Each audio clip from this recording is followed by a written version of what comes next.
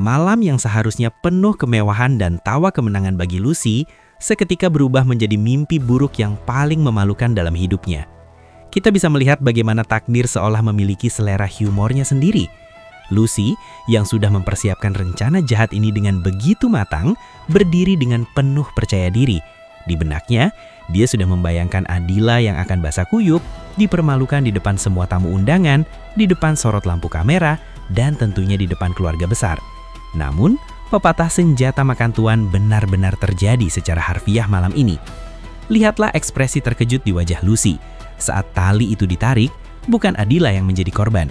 Gravitasi dan karma bekerja sama, menumpahkan cairan merah pekat itu tepat ke atas tubuh Lucy sendiri. Keheningan sesaat melanda ruangan, sebelum akhirnya realita menghantam. Gaun indahnya, tatanan rambutnya, dan harga dirinya luntur bersama cairan itu.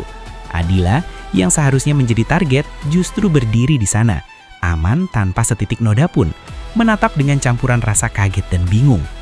Yang lebih menarik perhatian adalah reaksi orang-orang di sekitarnya. Alih-alih mendapatkan simpati, kejadian ini justru memicu respon yang tak terduga. Sorotan utama kita jatuh pada Aditya. Perhatikan senyum tipis dan tepuk tangannya.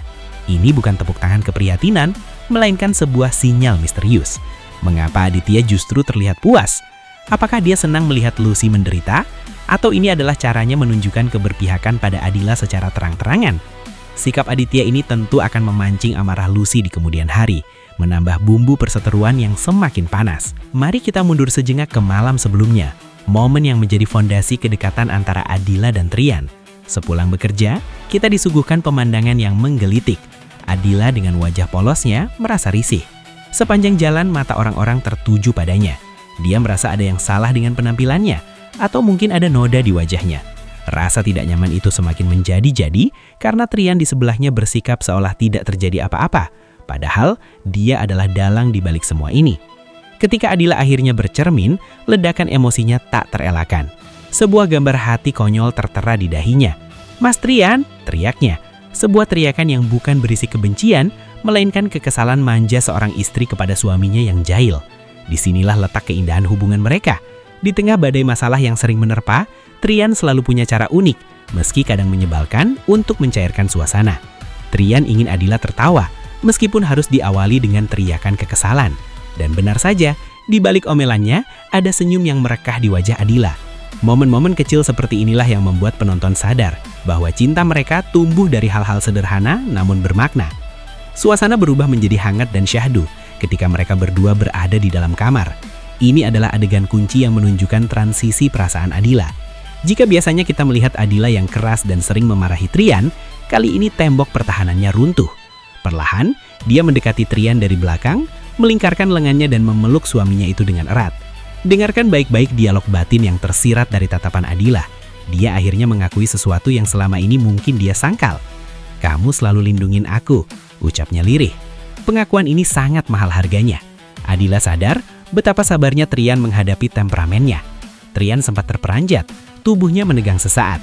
Dia tidak menyangka akan mendapatkan perlakuan semanis ini, apalagi setelah kejahilannya tadi. Namun ketulusan Adila meluluhkan hatinya. Trian membalas dengan janji yang menenangkan, bahwa dia akan selalu menjadi perisai bagi Adila. Tidak peduli seberapa sering Adila marah, tidak peduli seberapa keras dunia mencoba menjatuhkan mereka. "Aku pasti akan selalu belain kamu," kata Trian. Tatapan mata mereka bertemu, mengunci rasa percaya yang semakin kuat. Di titik ini, kita tahu bahwa ikatan pernikahan mereka bukan lagi sekedar status di atas kertas, tapi sudah melibatkan hati yang saling bertaut. Adila yang menyadari kesalahannya, meminta maaf karena sering marah-marah, sebuah langkah besar bagi pendewasaan karakternya. Kembali ke masa kini, pasca tragedi pesta tersebut, kita tidak bisa mengabaikan sosok Pak Cahyadi. Sebagai tuan rumah dan tokoh yang dihormati, kejadian memalukan yang menimpa Lucy di pestanya sendiri tentu mencoreng wajah keluarga. Apakah Pak Cahyadi akan murka? Dan kepada siapa amarah itu akan diarahkan? Logikanya, Lucy adalah korban dari perbuatannya sendiri. Tapi dalam dunia sinetron ini, seringkali fakta diputarbalikan. Namun satu hal yang pasti, Trian tidak akan tinggal diam. Melihat bagaimana Aditya bersikap di pesta itu, insting Trian sebagai suami pelindung pasti menyala. Dia tahu, ancaman bukan hanya datang dari Lucy yang dendam, tapi juga dari Aditya yang semakin berani menunjukkan ketertarikannya pada Adila.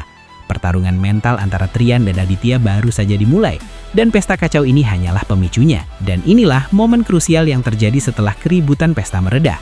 Malam semakin larut, namun ketegangan justru baru dimulai. Trian menerima sebuah pesan di ponselnya. Wajahnya yang tadinya tenang saat menenangkan Adila, kini berubah menjadi keras dan serius. Itu pesan dari Aditya. Pria itu menantang Trian untuk bertemu, 4 mata, malam ini juga untuk menyelesaikan urusan laki-laki. Trian bergegas mengambil jaketnya. Adila, yang melihat gelagat aneh suaminya, langsung menahan lengan Trian. "Mas, kamu mau kemana malam-malam begini? Kamu mau ketemu Aditya kan? Aku ikut," pinta Adila dengan nada cemas. Matanya memancarkan kekhawatiran, takut terjadi perkelahian fisik antara dua pria itu. Namun Trian dengan lembut melepaskan tangan Adila, menangkup wajah Adila dengan kedua tangannya. "Dila, dengerin aku. Aku harus selesaikan ini sendiri. Aditya minta kita ketemu berdua. Kalau kamu ikut suasananya malah bakal makin keruh. Dia nggak akan mau ngomong jujur kalau ada kamu." Adila menggeleng, "Tapi aku takut kamu emosi, Mas. Aditya itu licik." Trian senyum tipis, mencoba menyalurkan ketenangan meski hatinya bergemuruh. "Percaya sama aku nggak akan gegabah. Aku cuma mau mempertegas batasan dia ke kamu. Kamu di rumah aja, kunci pintu, istirahat. Aku janji bakal langsung pulang setelah urusan selesai." Melihat keteguhan di mata suaminya, Adila akhirnya luluh. Dia menghela napas panjang, mencoba mengusir rasa takutnya. "Oke, tapi kamu harus janji satu hal," kata Adila sambil merapikan kerah baju Trian.